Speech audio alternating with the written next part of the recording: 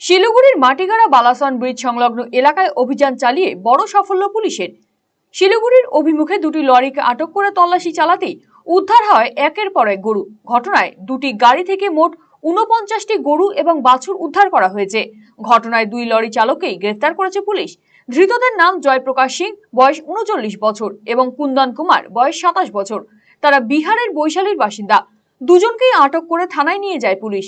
উদ্ধার হওয়া গরু এবং বাছুরগুলিকে ফুলবাড়ি খোয়ারে পাঠানো হয়েছে। পুলিশ সূত্রে জানা গিয়েছে, অরুণাচল প্রদেশ থেকে এই গরুগুলি নিয়ে এসে আসামে পাচারের উদ্দেশ্য ছিল পাচারকারীদের। তবে তার আগেই গোপন সূত্রে অভিযান চালিয়ে তাদের হাতে নাতে ধরে ফেলে মাটিগাড়া থানার পুলিশ। শনিবার ধৃতদের শিলিগুড়ি মহকুমা আদালতে পাঠানো হয়েছে।